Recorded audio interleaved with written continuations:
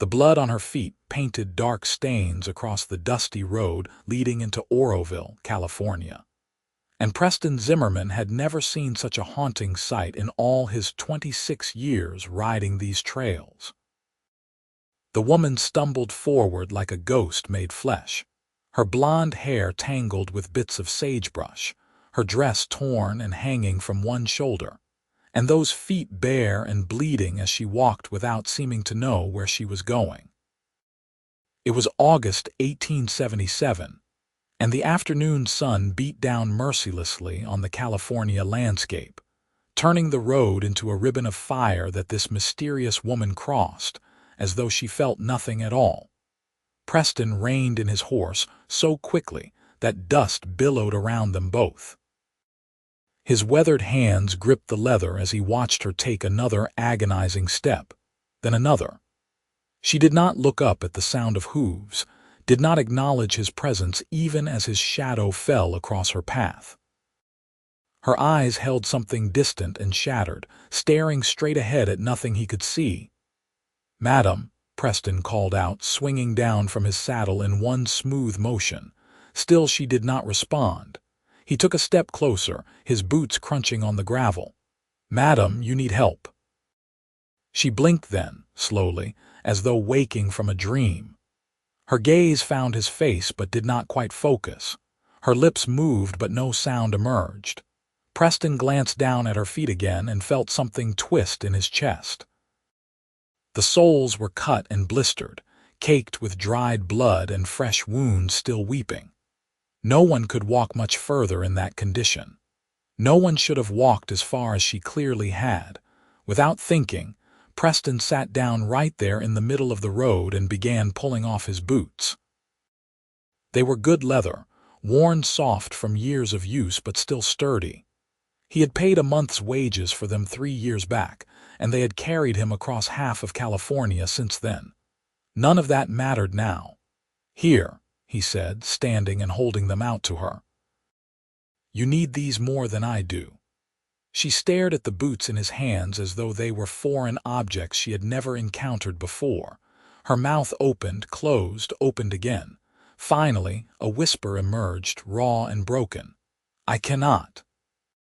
"You can and you will," Preston said, his voice gentle but firm. "Your feet cannot take another step like that. Please, madam, let me help you." Something in his tone must have reached through whatever fog surrounded her mind. She looked at him fully then, and he saw her eyes were the color of cornflowers in spring, bright blue despite the exhaustion and trauma that shadowed them. They were young eyes, he realized. She could not be more than 21 or 22 years old. Slowly, as though her limbs weighed more than stone, she sank down onto the dusty road. Preston knelt beside her, trying not to wince at the sight of her injuries up close. Carefully, moving as gently as he would with a spooked horse, he helped her slide her damaged feet into his boots. They were far too large, swallowing her slender feet, but they would protect her from the burning road and the rocks that lined it. When he stood, he offered her his hand. She took it, her fingers cold despite the August heat, and he pulled her to her feet. She swayed and he steadied her with a hand on her elbow. "Can you tell me your name?" he asked. She was silent for so long he thought she might not answer. Then, barely audible, "Beatrice Harper." "Well, Miss Harper, I am Preston Zimmerman, and I am going to help you get to town." "Can you walk if you lean on me?" She nodded, still distant, still wrapped in whatever horror had brought her to this road. Preston whistled, and his horse came forward obediently. He considered putting her in the saddle, but she seemed so fragile he feared she might simply slide off. Instead, he took her arm gently over his shoulder and wrapped his own arm around her waist, taking most of her weight. The road into Oroville was 2 miles long, and Preston walked every inch of it barefoot with Beatrice Harper leaning against him like a willow bent by storm winds. The ground was hot enough to hurt, and sharp stones bit into his soles with every step, but he kept his pace steady and his grip secure. She said nothing the entire way, but he felt her breathing, felt the slight tremor that ran through her frame every few minutes, felt the way she gripped his shoulder as though it were the only solid thing in a dissolving world. His feet were bleeding by the time the first buildings of Oroville came into view. The town had grown considerably since the gold rush days, though it retained that rough frontier character that marked most California settlements. False-fronted buildings lined the main street, and the sound of a piano drifted from the saloon even in the afternoon heat. Preston steered them toward the doctor's office, located above the general store on the corner of Montgomery Street. People stared as they passed. Preston ignored them all, focused only on getting Beatrice up the stairs without her collapsing. She was barely conscious now, her body having reached the end of whatever reserves had kept her walking that desolate road. Dr. Samuel Hendricks was a gray-haired man with kind eyes and steady hands. He took one look at the pair in his doorway and immediately began clearing his examination table. "Put her here," he said. "What happened?" "Found her on the road about 2 miles out," Preston explained as he helped Beatrice lie back on the table. "Walking barefoot. She has not said much."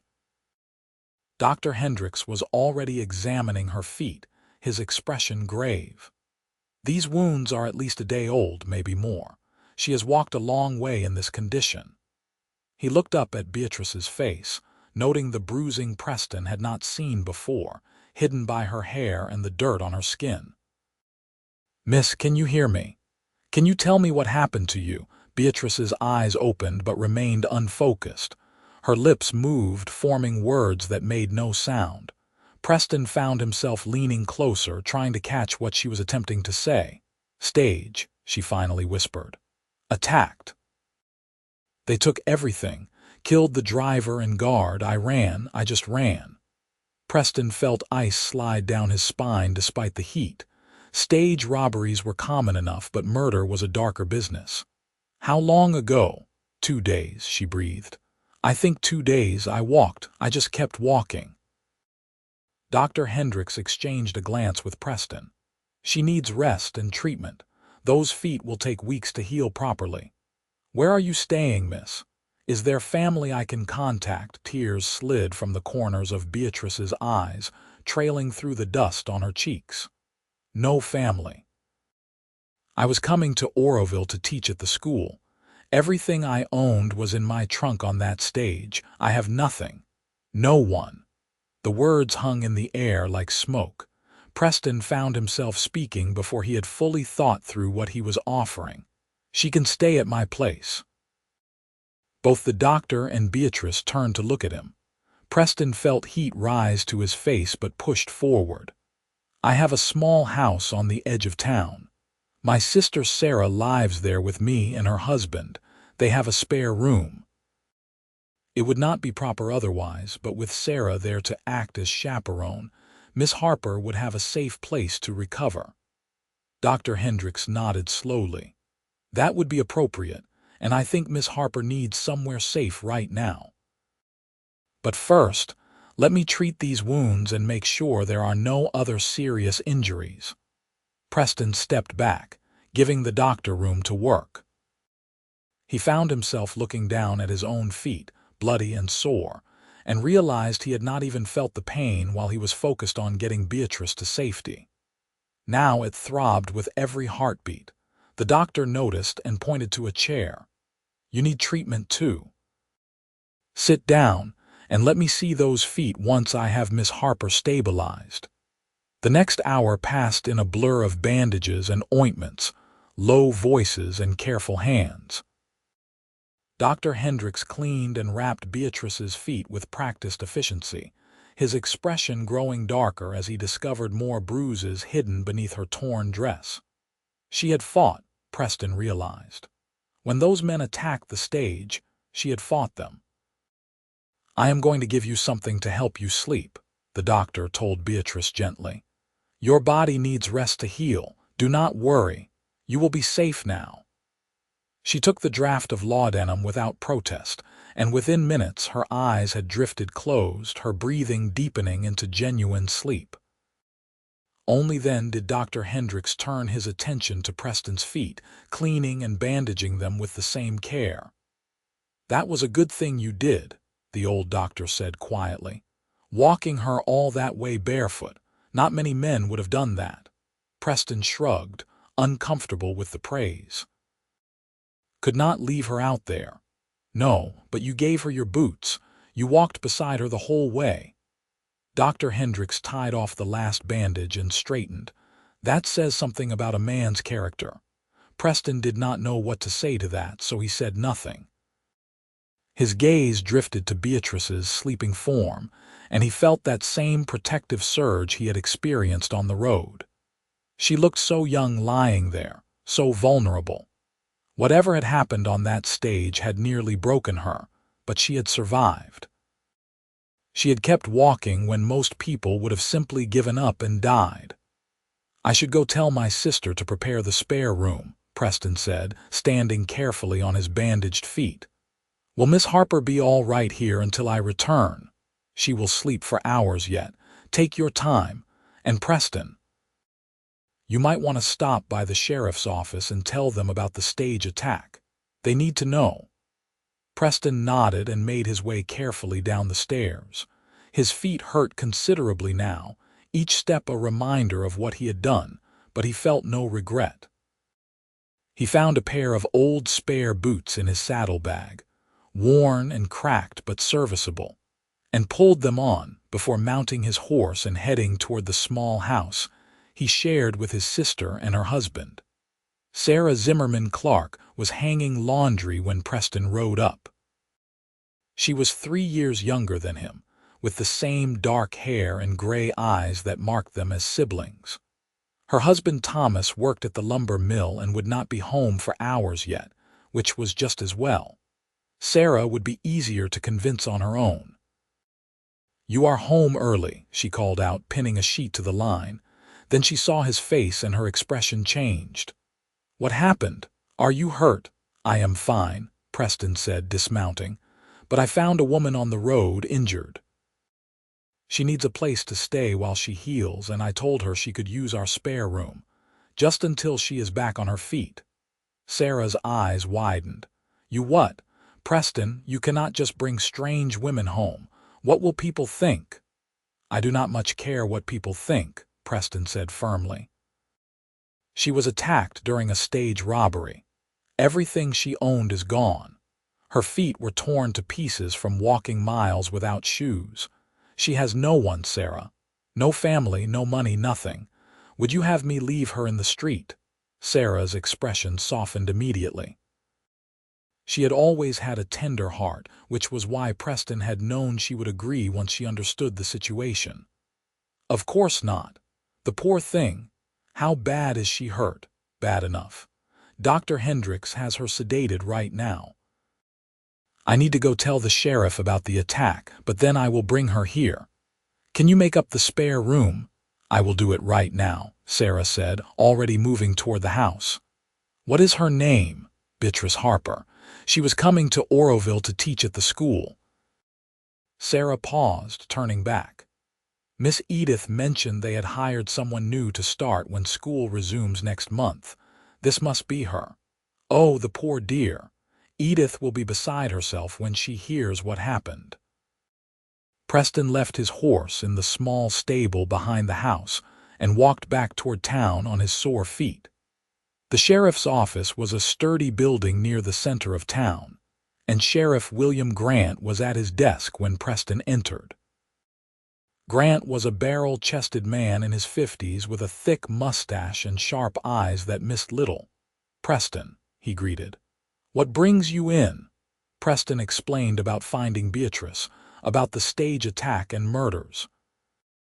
Grant's expression grew grave as he listened, and he immediately began making notes. "2 days ago, you said. That would be the Wednesday stage from Sacramento. It never arrived, but we thought it might have broken an axle or had some other delay. Murder changes things." He stood, reaching for his hat. I will get a posse together and ride out to investigate. Did Miss Harper say where exactly this happened? She was not clear on the location.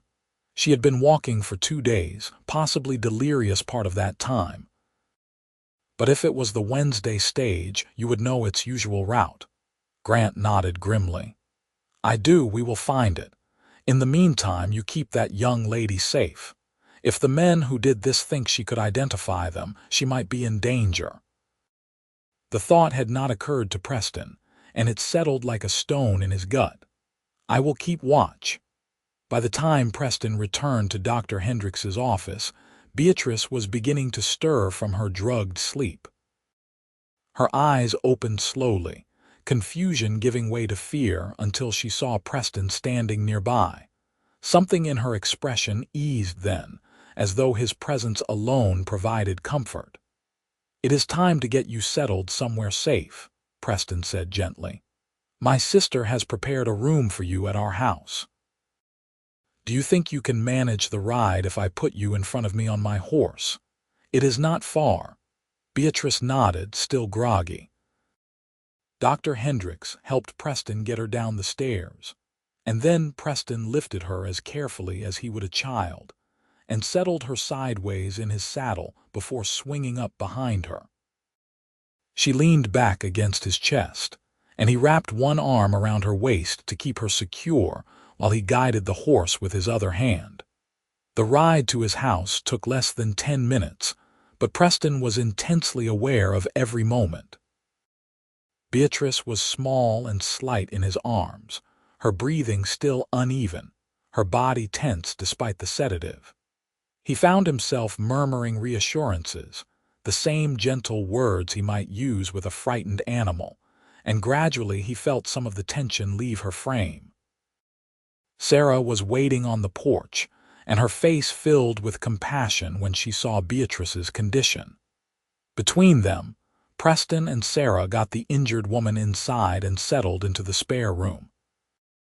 It was a small space but clean and comfortable, with a narrow bed covered in a colorful quilt Sarah had made the previous winter, a washstand with a flowered pitcher and basin, and a window that looked out over the small garden Sarah tended. You rest now, Sarah said softly, helping Beatrice lie back against the pillows. You are safe here. No one will hurt you. I will bring you some broth in a little while when you are ready to eat. Beatrice's eyes filled with tears. Thank you, she whispered. I do not know how to repay your kindness. There is nothing to repay, Sarah assured her. You just focus on healing. Preston stood in the doorway, feeling oddly reluctant to leave. Beatrice's gaze found his, and for a long moment they simply looked at each other. He saw gratitude in her eyes, but also something else he could not quite name. Then she closed her eyes and her breathing evened into sleep, and Sarah was gently steering him out of the room and closing the door behind them. She is going to need time, Sarah said quietly as they walked back to the main room of the house. Whatever she went through out there, it marked her. I can see it in her eyes. I know, Preston said. He moved to the window and looked out at the dusty street beyond their small yard. The sheriff is organizing a posse to find the stage and track the men who did this. But until they are caught, I worry she might still be in danger. Sarah touched his shoulder. Then we will keep her safe. Both of us, and Thomas too, when I explain the situation. She will be all right, Preston. You already saved her once. He thought about that moment on the road, seeing her stumbling through the heat with her bleeding feet, and the way something had shifted in his chest. He had helped people before, had been charitable when the situation called for it, but this felt different. From the moment he had seen Beatrice Harper walking that desolate road, something had changed inside him, and he did not fully understand what or why. The next few days fell into a careful rhythm. Beatrice slept most of the first day and night, her body finally able to rest now that she was safe. Sarah tended her with gentle efficiency, bringing broth and bread, changing bandages, sitting with her during the moments when nightmares jerked her awake with gasps and muffled cries. Preston found excuses to check on her frequently. He would pause in the doorway of her room, ostensibly asking Sarah if anything was needed, but really just wanting to see for himself that Beatrice was still there, still safe. She began to notice his presence, and her eyes would track to the door whenever his footsteps approached. Sometimes she would offer him a small, tentative smile, and he would feel warmth spread through his chest like sunrise.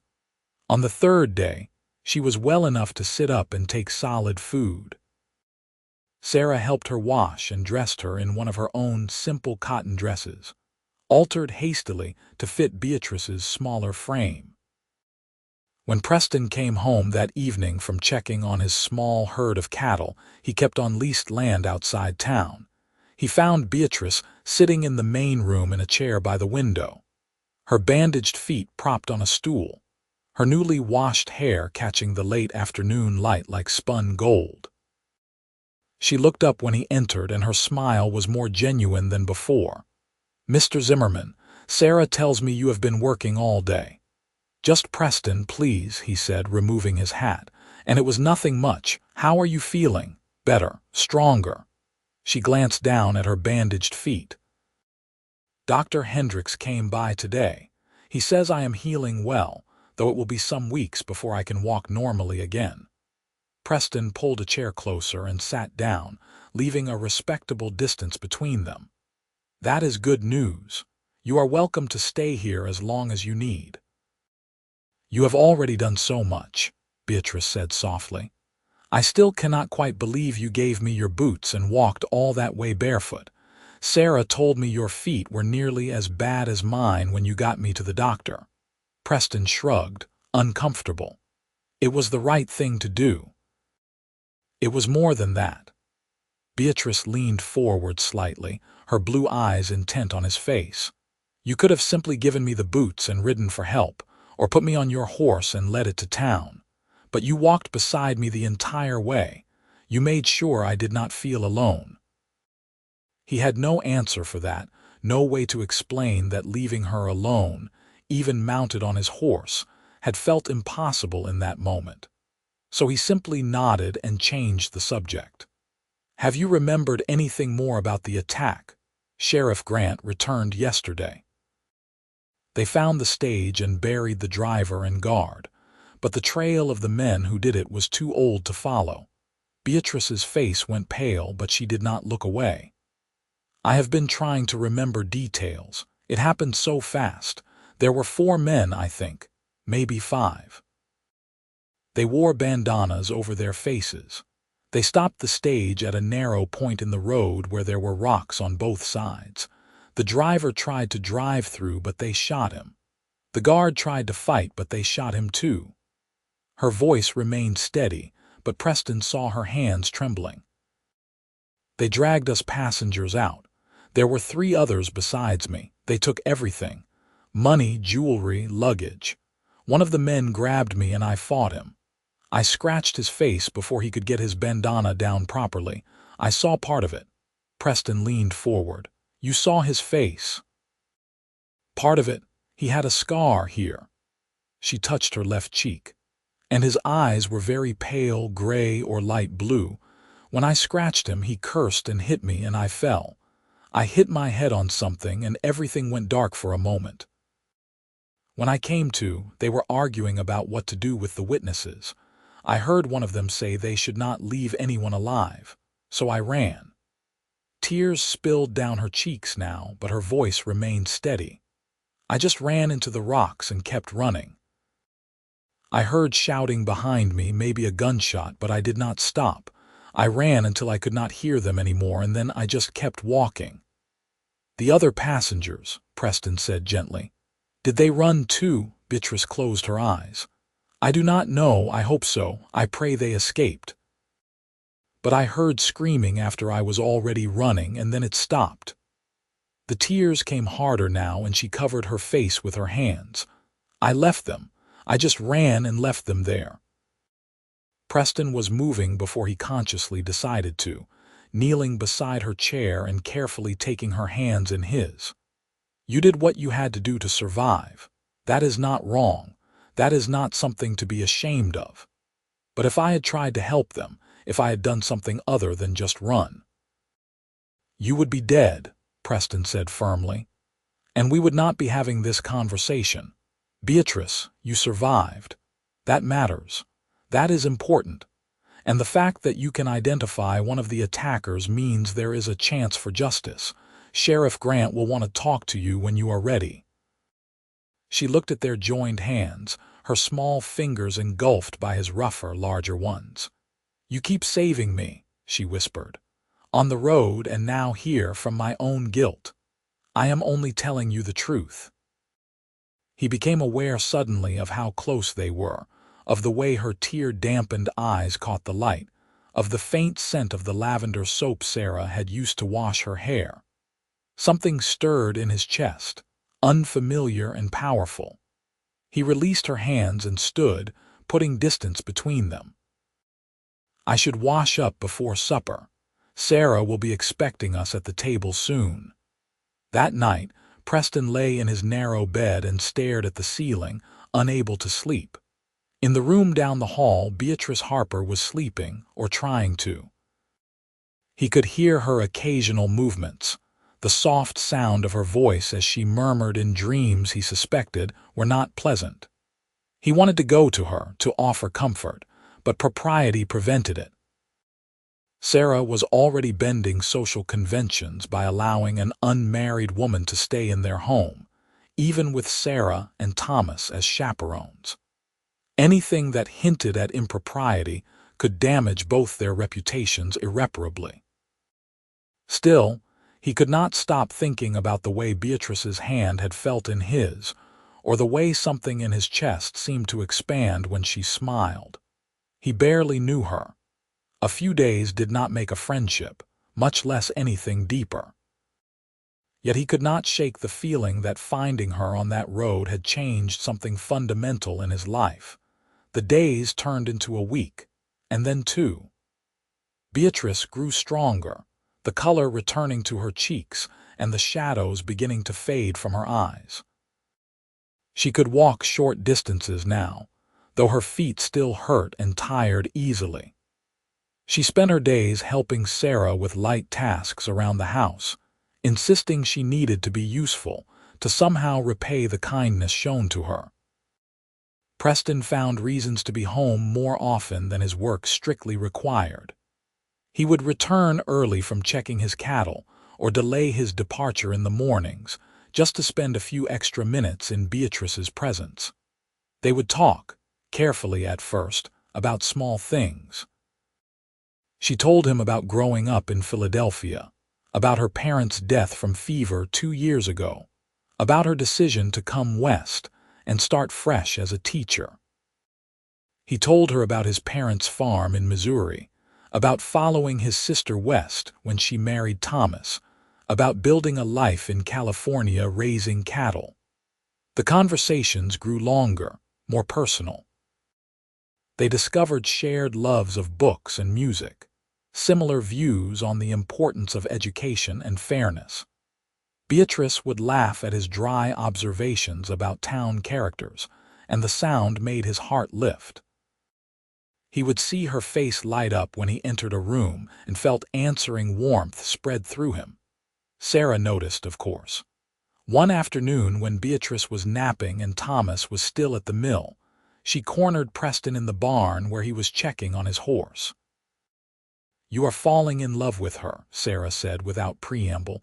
Preston nearly dropped the brush he was using. "What? No, I am just being hospitable." Sarah gave him the look she had perfected in their childhood, the one that said she saw right through him. "Preston Zimmerman, I am your sister.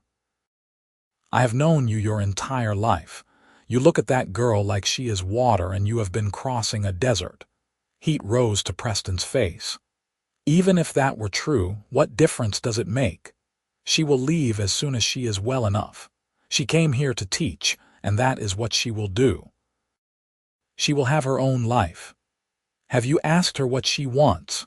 Sarah moved closer, her expression softening. Preston, I have seen the way she looks at you too. When you are not in the room, she watches the door. When you speak, she listens as though your words are the most important thing she has ever heard. That girl is falling just as hard as you are. We barely know each other. You walked miles barefoot to keep her safe. You opened your home to her. You have spent every spare moment of the last 2 weeks getting to know her heart and mind. How much more do you need? Preston leaned against the stall, his heart pounding. I am afraid, he admitted quietly. What if I am wrong? What if she is just grateful and confusing that with something else? She has been through trauma. Her feelings might not be real. Then talk to her, Sarah urged. Be honest about what you feel. Give her the chance to be honest in return. You will never know unless you ask. But Preston could not find the courage, not yet. He told himself he was waiting for Beatrice to heal more fully, for her to regain her strength and independence so that any choice she made would be truly free. But truthfully, he was afraid. Afraid of being wrong, afraid of damaging the easy companionship they had built, afraid of losing her before he had ever truly had her. Sheriff Grant came by 3 weeks after the attack, hat in hand and expression serious. Beatrice had been sitting in the garden, enjoying the late afternoon sunshine, but she grew still when she saw him. Preston moved closer instinctively, a protective presence. Miss Harper, Grant said gently, I hate to bring up painful memories, but I need you to look at some drawings for me. We have had reports of a gang working this area, and I want to see if any of them match the men who attacked your stage. Beatrice straightened her shoulders. Of course, Sheriff. I will help however I can. Grant spread several sketches on the small garden table. Beatrice studied them carefully, her brow furrowed in concentration. Finally, she pointed to one. This man, or someone very like him, the scar is right and the shape of his eyes. This could be the man I scratched. Grant's expression grew grim. That is Jack Corrigan. He rides with a gang led by his brother, Frank Corrigan. Dangerous men. They have been hitting stages and trains up and down California for the last year. He looked at Preston. If they think Miss Harper can identify Jack, they might come looking for her to eliminate the witness. Then we will be ready, Preston said firmly. I will not let anything happen to her. After Grant left, Beatrice turned to Preston with troubled eyes. I am putting you and Sarah and Thomas in danger just by being here. Maybe I should go somewhere else, somewhere those men would not think to look. You are not going anywhere, Preston said, more forcefully than he intended. He softened his tone. You are safe here. I will keep you safe. Why? The question was barely above a whisper. Why do you care so much? You do not owe me anything. You already saved my life.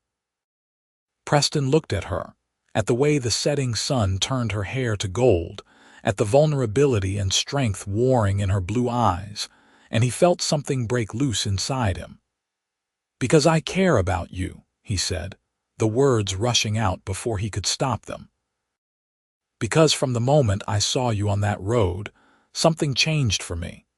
Because every day I spend in your presence makes me want more days, more time, more of everything. Because I think I am falling in love with you, and that terrifies me because we have only known each other a few weeks, and you might not feel the same way, and I have no right to expect anything from you, but there it is. The truth. Beatrice stared at him, her eyes wide and filling with tears. For a terrible moment, Preston thought he had made a horrible mistake. Then she stood, moving carefully on her still healing feet, and closed the distance between them. She reached up and touched his face, her hand soft against his cheek. I was afraid it was just me, she whispered. Afraid that I was confusing gratitude with something more. But it is not just gratitude. I think about you constantly. I watch for you, listen for your voice, treasure every moment we spend together. You walked beside me when I had nothing, when I was broken and lost. You gave me your boots, your home, your kindness. How could I not fall in love with you? Preston felt as though the world had tilted beneath his feet. You mean it. I mean it, she said, smiling through her tears. I love you, Preston Zimmerman, utterly and completely. He cupped her face in his hands, his thumbs brushing away her tears. I love you too. So much it amazes me. When he kissed her, gentle and reverent, it felt like coming home after a long journey. She melted against him, her arms wrapping around his neck, and he held her as though she were the most precious thing he had ever touched. The kiss was sweet and tender, full of promise and new beginnings. They broke apart when they heard Sarah's delighted gasp from the doorway. She was grinning widely, her hands clasped together. Finally, I thought you two would never admit it. Beatrice laughed, the sound bright and joyful. You knew. Everyone with eyes knows, Sarah said. Thomas has been teasing Preston mercilessly about it for days. Now come inside. We need to celebrate properly, and Thomas will be home soon. That evening was one of the happiest Preston could remember. They shared a simple meal, but it felt like a feast. Thomas produced a bottle of wine he had been saving, and they toasted to new love and second chances. Beatrice's laughter rang through the small house, and Preston could not stop smiling. Later, after Sarah and Thomas had retired to their room, Preston and Beatrice sat together on the porch, watching stars emerge in the darkening sky. He held her hand, marveling at how perfectly it fit in his. What happens now? Beatrice asked softly. The school will expect me to start teaching in 2 weeks. I still have nothing but the dress on my back and the kindness of others. Then we will get you everything you need, Preston said, and I will court you properly if you will allow it. We will take our time, do this right. No rushing, no impropriety, just 2 people learning to build a life together. I would like that, Beatrice said. She leaned her head on his shoulder and he wrapped his arm around her. They sat that way until the night grew cold, neither wanting to break the spell of the moment. The next 2 weeks passed in a blur of preparation. The school board, horrified by what had happened to their new teacher, helped replace her lost belongings. The women of Oroville donated dresses and supplies. Sarah and Preston insisted on contributing as well, though Beatrice protested that they had already done too much. You are going to be family, Sarah said firmly, and family helps each other. Preston began building a small addition onto his house, a private room where Beatrice could stay properly once she was teaching. Thomas helped with the construction, and soon other men from town joined in, word having spread about the romance, and everyone wanting to contribute to what they saw as a beautiful love story rising from tragedy. Preston courted Beatrice with old-fashioned devotion. He brought her wildflowers from the fields where his cattle grazed. He borrowed books from the few people in town who owned them, choosing ones he thought she would enjoy. They took careful walks through Oroville as her feet healed, his arm supporting her, talking about everything and nothing. He was always proper, always respectful, but the love between them grew deeper and more certain with each passing day. School started the first week of September, and Beatrice threw herself into teaching with passionate dedication. She had 14 students ranging from 6 to 15 years old, children of miners, ranchers, shopkeepers, and laborers. She loved every one of them, and they quickly adored her in return. Preston would walk her to the schoolhouse each morning and meet her each afternoon, a routine that became a cherished part of both their days. In October, Sheriff Grant and a federal marshal arrested Jack Corrigan in Sacramento. Beatrice had to testify at the hearing, describing the attack and identifying Corrigan as one of the robbers. It was difficult, bringing back memories she had been trying to heal from, but Preston sat in the courtroom with her every day, a steady presence. When she faltered, she would look at him, draw strength from his calm support, and continue. Corrigan was convicted and sentenced to hang. The rest of his gang scattered, and the immediate danger to Beatrice faded. Preston felt a weight lift from his shoulders, knowing she was truly safe now. That same month, Preston asked Beatrice to marry him. They were sitting by the small creek that ran through his leased land, watching his cattle graze in the autumn grass. He had been carrying his mother's ring in his pocket for days, waiting for the perfect moment. "Beatrice," he said, turning to face her. "We have known each other for 3 months now. That is not long by most standards, but it feels like I have known your heart my whole life. I love you more than I knew it was possible to love another person. Will you marry me?" He opened the small box, revealing the simple gold band with its small garnet stone. Beatrice's eyes filled with tears, but she was smiling. "Yes," she said. "Yes, 1,000 times yes." He slipped the ring onto her finger and kissed her while the autumn wind rustled through the grass and his cattle grazed peacefully nearby. It was perfect, he thought. She was perfect. Their life together would be perfect. They married in December, a small ceremony in the church with Sarah and Thomas as witnesses and half the town in attendance. Beatrice wore a simple white dress that Sarah had helped her make, and she carried a bouquet of winter flowers. Preston wore his best suit, which he had worn exactly twice before in his life, and his heart felt so full he thought it might burst. When the minister pronounced them husband and wife, Preston kissed his bride with all the love and tenderness he possessed, and the congregation erupted in applause. They walked out of the church together into the crisp December afternoon, and Preston thought about that day in August when he had found Beatrice walking that dusty road with bleeding feet. He had given her his boots and walked beside her barefoot, never imagining that the journey would lead to this moment, to this joy. The reception was held at the town hall, with food and music and dancing.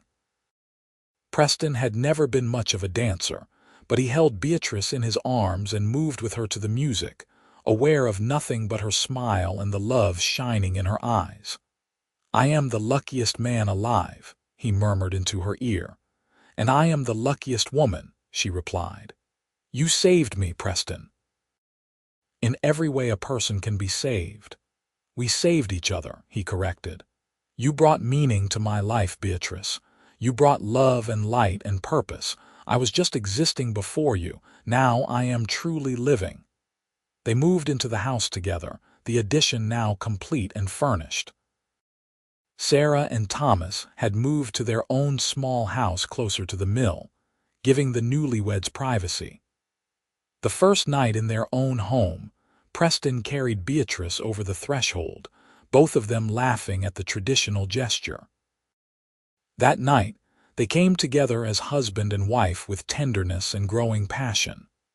Preston was careful with her, mindful of all she had been through, but Beatrice met him with equal desire and love.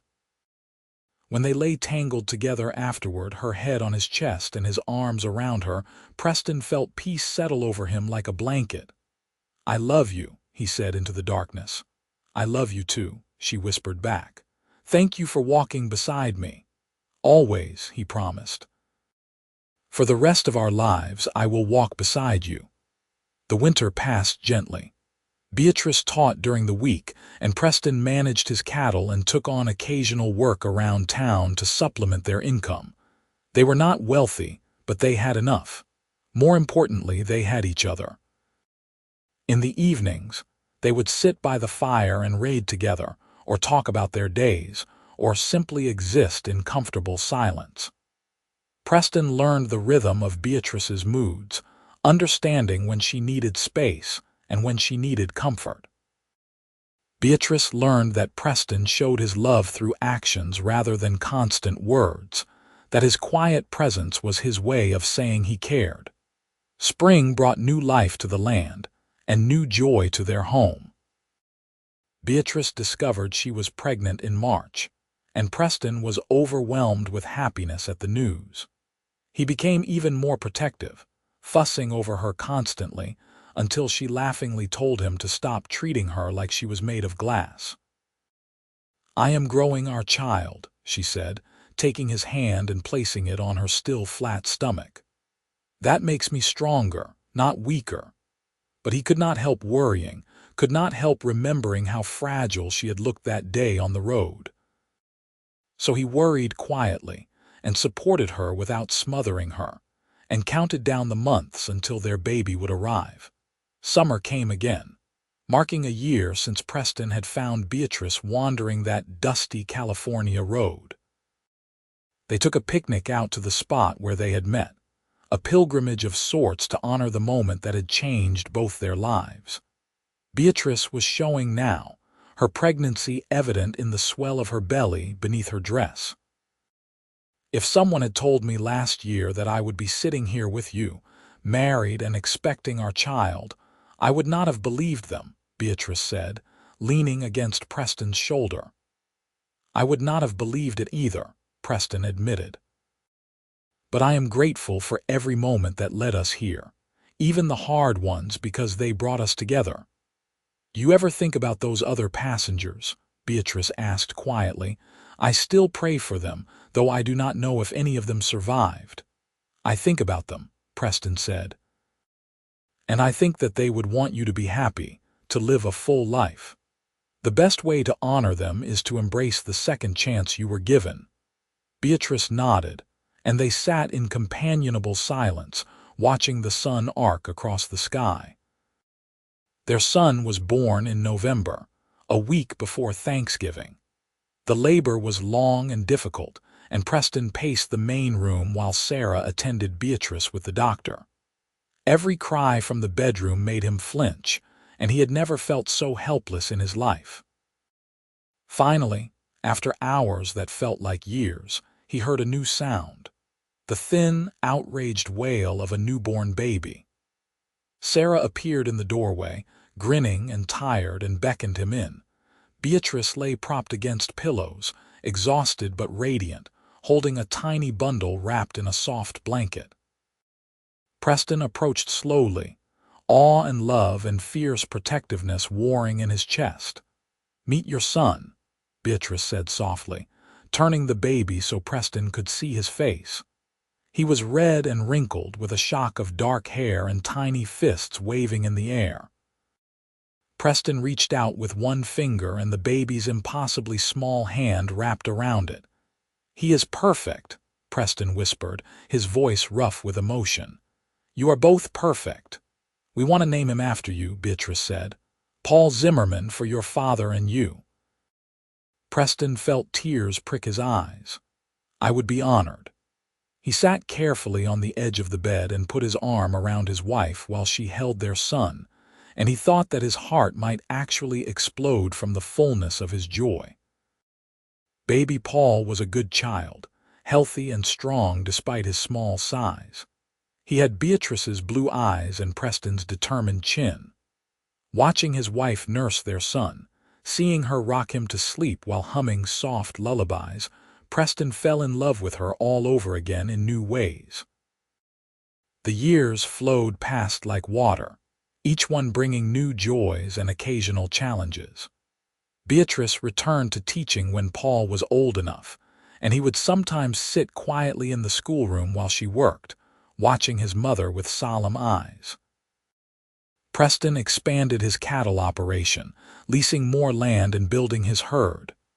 They were not rich, but they were comfortable and secure. When Paul was 3, a daughter arrived. They named her Rose, and she had Beatrice's blonde hair and Preston's gray eyes.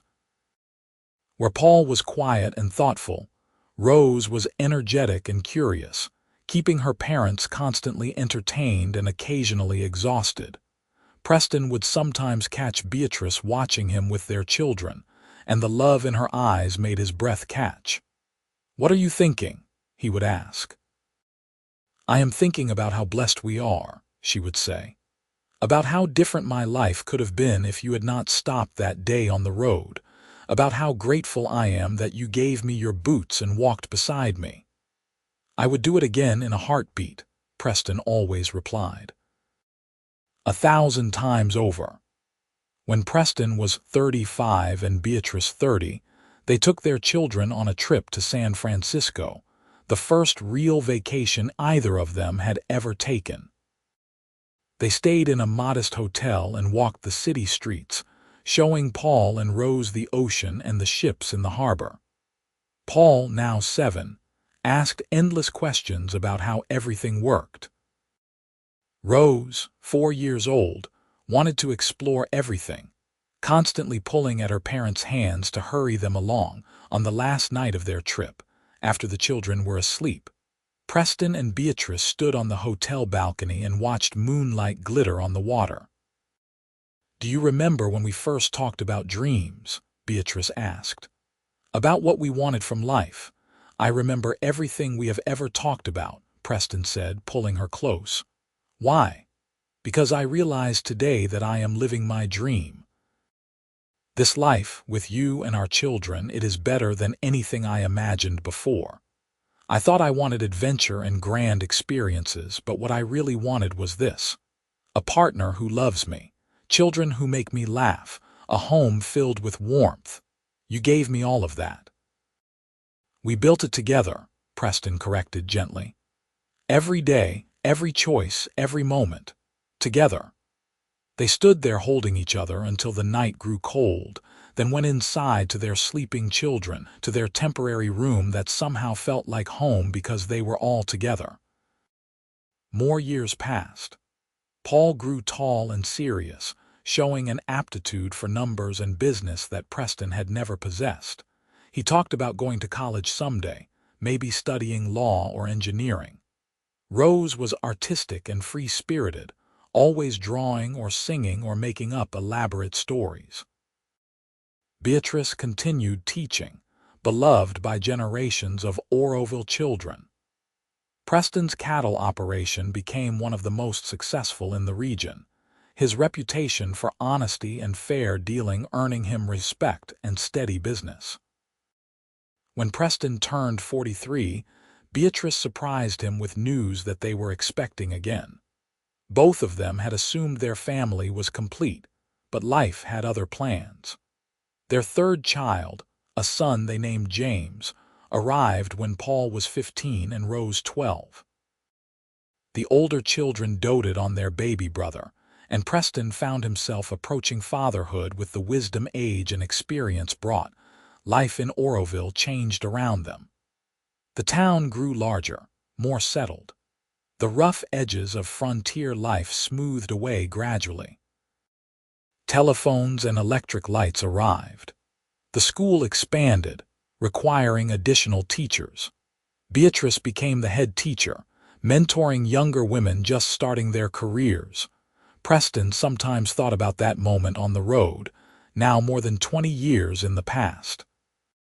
Beatrice's feet had healed completely, though she said she could still feel twinges sometimes when weather changed. His own feet bore faint scars from that barefoot walk, marks he carried without regret. They had faced challenges over the years.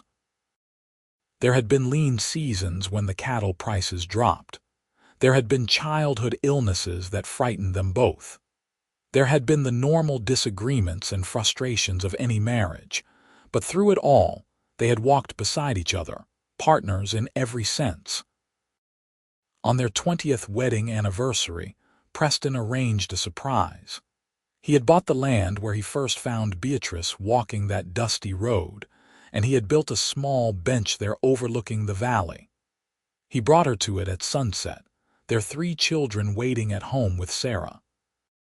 "I wanted to mark this spot," Preston said as Beatrice stared at the bench in amazement. "This is where my real life began, where I found you, where everything changed." A brass plaque was fixed to the bench and Beatrice knelt to read it. It said simply, "Here love began. August 1877. She turned to him with tears streaming down her face and threw her arms around him. "I love you so much," she said. "More now than even that first day I realized it. You have been my rock, my home, my heart." "And you have been my light," Preston replied, holding her close. "The reason for everything I do." They sat on the bench and watched the sun set over the California landscape, the same view Preston had seen that fateful day so long ago. But now, he saw it through eyes transformed by love, by partnership, by the life they had built together. The years continued their steady march. Paul went away to college in San Francisco, studying engineering as he had dreamed. He wrote letters home frequently, always asking about his mother's teaching and his father's cattle and his siblings' activities. Rose, at 16, was courting a young man from town, a shopkeeper's son who seemed genuinely kind and who treated her with the respect Preston demanded. James was growing like a weed, already showing signs of the height he would achieve. Beatrice, now 45, had become a pillar of the community. Her students from years past would return to Oroville with their own children, seeking her out to thank her for the education she had given them. The school board had tried multiple times to convince her to become the school principal, but she always refused, saying she preferred the classroom. Preston, at 50, had gray threading his dark hair and lines around his eyes from years of squinting into the sun. His cattle operation employed 3 full-time hands now, and he owned rather than leased his land. He had never wanted to be wealthy, but he had provided well for his family, and that gave him deep satisfaction. They celebrated their 25th anniversary with a large party that seemed to include the entire town. The church hall was decorated with flowers and candles, and there was music and dancing and more food than anyone could possibly eat. Their children gave speeches that made both Preston and Beatrice cry.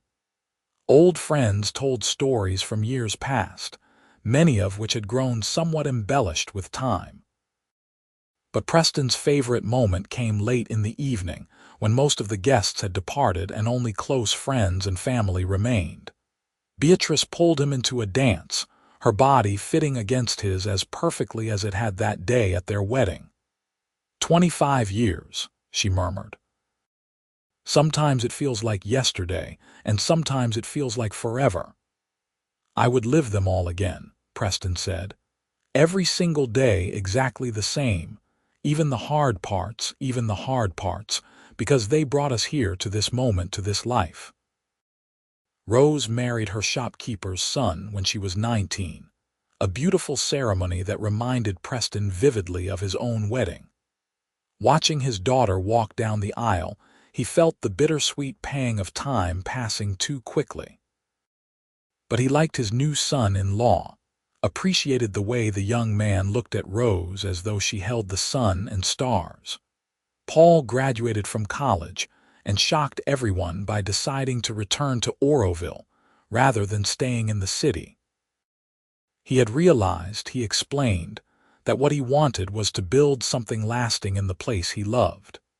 He started a business helping local ranchers and farmers improve their operations through better planning and financial management, and it thrived. James, at 13, was showing interest in his father's cattle operation, spending every spare moment working alongside Preston and the hired hands. Preston taught him everything he knew, grateful to have a son who wanted to continue what he had built. When Preston was 56 and Beatrice 51, tragedy struck when Sarah passed away suddenly from a stroke. She had been healthy one day and gone the next, leaving Thomas devastated and Preston reeling from the loss of his sister.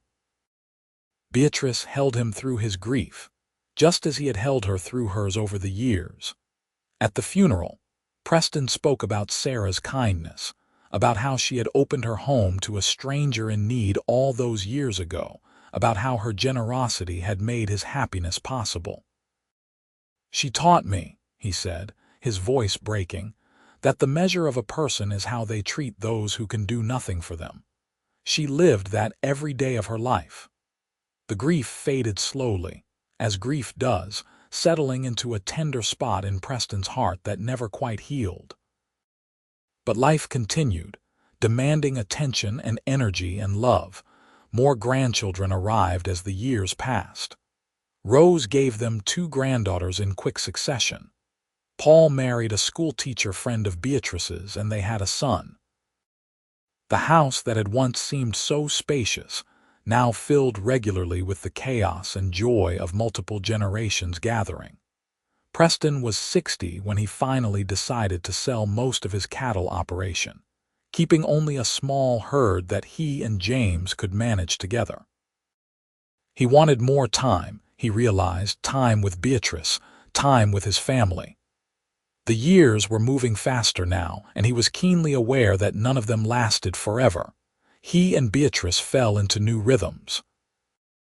They would take long walks together in the evenings, not as far or as fast as they once could manage, but enjoying the movement and each other's company.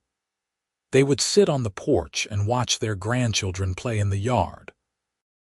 They would lie in bed in the mornings, talking about everything and nothing, neither in any hurry to begin the day. "Do you have any regrets?" Beatrice asked him one morning, her head pillowed on his shoulder. Preston thought about it seriously. "No," he said finally, "not a single one. Everything I have done, every choice I have made led me here to you and this life. How could I regret any of it, not even walking those 2 miles barefoot?" She teased gently. He laughed and kissed the top of her head. "Especially not that. Those were the most important 2 miles of my life." When Preston turned 65, their children and grandchildren threw them a combined celebration for his birthday and their 40th wedding anniversary. The event was held at the same spot where Preston had built the bench all those years ago. Someone had arranged for tables and chairs, for food and drink, for music. As the sun began to set, painting the sky in brilliant shades of orange and gold, Preston stood and clinked his glass for attention. The assembled family quieted, turning to look at him. 40 years ago, Preston began, his voice strong despite his age. "I was riding this road when I saw a woman walking alone, barefoot and bleeding. I could have ridden past. I could have sent someone back to help. But something told me I needed to stop, needed to be the one to help her. So I gave her my boots and I walked beside her all the way to town." He turned to look at Beatrice, his eyes full of love. "I did not know it then, but I was not just helping a stranger. I was meeting my destiny. Everything good in my life, every moment of joy, every ounce of love came from that decision to stop and walk beside her." Beatrice stood and moved to his side, taking his hand. "And I was lost that day," she said, her voice clear. "Lost in every way a person can be, but Preston found me. He gave me not just his boots, but his kindness, his protection, his home, and eventually his heart. He taught me that love is not just grand gestures, but daily choice. The choice to walk beside someone even when it is hard, to support them even when you are tired, to love them through every season of life." She turned to their children and grandchildren. "This is what we want to pass on to you, not money or property, though we will leave you what we can. But this understanding that love is a verb, an action, a choice made new each day. We have chosen each other every single day for 40 years, and we would choose each other 40 more times if we could." There was not a dry eye among the assembled family. Preston pulled Beatrice close and kissed her while their family applauded, and he felt the same surge of love he had felt on their wedding day, only deeper now, richer, tempered by time and trials into something precious beyond measure. The years that followed were gentler, slower. Preston's hair went completely white, and Beatrice moved with more careful steps. They handed over most responsibilities to their children, content to offer advice when asked, but otherwise simply enjoy the life they had built. James took over what remained of the cattle operation, expanding it in new directions Preston never would have imagined. Rose's children were growing up, the oldest starting families of their own, making Preston and Beatrice great-grandparents. Paul's business had become the most successful of its kind in the region, and he used his prosperity to give generously to the community. Preston and Beatrice spent their days in simple contentment. They would sit on the porch, holding hands, watching the world go by. They attended church on Sundays and enjoyed Sunday dinners with whatever family members could attend. They read together in the evenings, though now they often fell asleep before finishing a chapter. On their 50th anniversary, they returned again to the bench Preston had built. It had weathered well, maintained carefully by their children. They sat together as the sun set, their hands intertwined, their bodies close. 50 years, Beatrice said softly. Half a century since you found me on this road. Best 50 years of my life, Preston replied. I would not trade a single moment. Not even when I was difficult, she teased, especially then. It meant you cared enough to fight. They sat in comfortable silence, watching darkness fall over the land they had called home for so many years. Preston, Beatrice said eventually. If I go first, I need you to promise me something. Do not talk like that, Preston said, though he knew such conversations were necessary at their age. Promise me you will keep living, keep walking. Do not give up just because I am not beside you anymore. Preston felt his throat tighten. I cannot imagine this life without you. You are stronger than you know, and you would have our children and grandchildren and great-grandchildren. They need you. She squeezed his hand. Promise me. I promise, he said, though the words felt like stones, but you have to promise me the same. If I go first, you keep living. You keep teaching if you are able. You keep loving our family. I promise, Beatrice said. They did not know then that they would have many more years together, that neither would have to keep that promise for a long while yet. But the conversation, difficult as it was, brought them peace. Preston lived to see his 75th birthday, surrounded by so much family that his house could not contain them all, and the celebration spilled into the yard.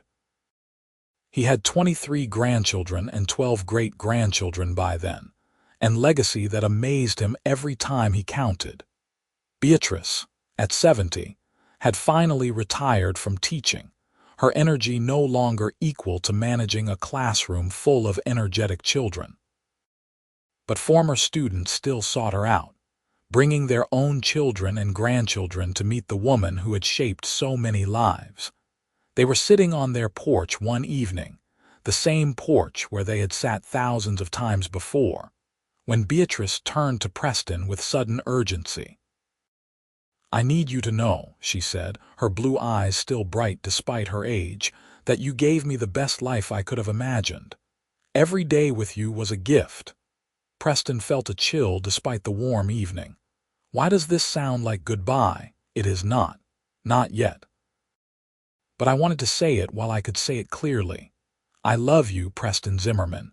I have loved you for 53 years, and I will love you beyond death and into whatever comes after. I love you too, Preston said, pulling her close. More than words can express. Beatrice passed away peacefully in her sleep 3 weeks later, her hand in Preston's, surrounded by family who had gathered when her heart began to fail. She was 70 years old, and she had lived a full, meaningful life. Preston held her as she took her last breath, his own heart breaking even as he whispered that it was all right to let go, that he would be fine, that he loved her beyond measure. The funeral was the largest Oroville had ever seen. Hundreds of former students came to pay their respects. Business owners she had patronized, families she had touched, friends she had made over 5 decades in the community. The church overflowed, and people stood outside listening to the service through open windows. Preston spoke briefly, his voice steady through sheer force of will. Beatrice was found wandering a road with no shoes, he said, and I gave her my boots and walked beside her barefoot. But the truth is, she gave me far more than I ever gave her. She gave me purpose and love and family. She made me a better man. And while my heart is shattered by her loss, I am grateful beyond words that I had 53 years to walk beside her. The days after were the hardest of Preston's life. The house felt empty without Beatrice's presence. He would wake reaching for her, would turn to tell her something only to remember she was gone. His children worried, hovering close, making sure he ate and slept and continued basic care of himself. But Preston had made a promise and he intended to keep it. He got up each morning. He took walks, shorter now and slower, but walks nonetheless. He spent time with his family, delighting in his grandchildren and great-grandchildren even through his grief. He visited the bench regularly, sitting there and talking to Beatrice as though she could hear him, telling her about everything happening in their family. Slowly, very slowly, the sharp edge of grief dulled into an ache he could carry. He would never stop missing her, but he learned to live with the missing, to make space for it alongside his memories and love. Preston lived 3 more years after Beatrice's passing. Years in which he became the family patriarch in truth, the oldest generation, the keeper of family history and stories. He told his grandchildren about finding their grandmother on that dusty road, about walking beside her barefoot, about building a life from that moment of compassion and connection. He wanted them to understand that love was not always lightning strikes and grand romance. Sometimes it was simply stopping to help someone in need, and then choosing each day thereafter to keep walking beside them. On a warm August morning, exactly 56 years after he had found Beatrice wandering that road, Preston passed away quietly in his sleep. He was 78 years old. His children found him with a peaceful expression, and clutched in his hand was a photograph of Beatrice taken on their wedding day, her smile bright and her eyes full of love. They buried him beside Beatrice in the Oroville cemetery, under a shared headstone that reads simply, Preston and Beatrice Zimmerman. They walked beside each other in love. The family gathered after the funeral, as families do, sharing memories and tears and eventually laughter as they remembered the life Preston had lived, the love he and Beatrice had shared. Paul stood at one point and raised his glass.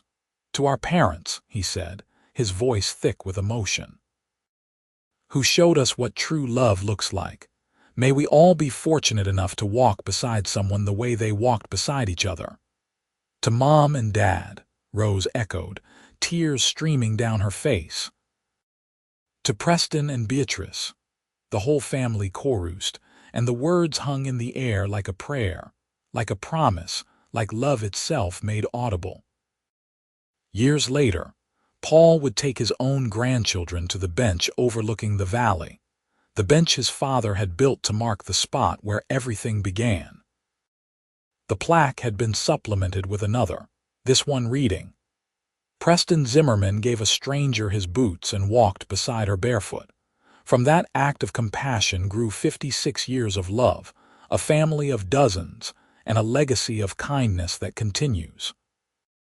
Paul would tell them the story, and they would listen with wide eyes, learning that love could begin in the simplest moments, that compassion could change the trajectory of lives, that walking beside someone through difficulty was often more meaningful than any grand gesture.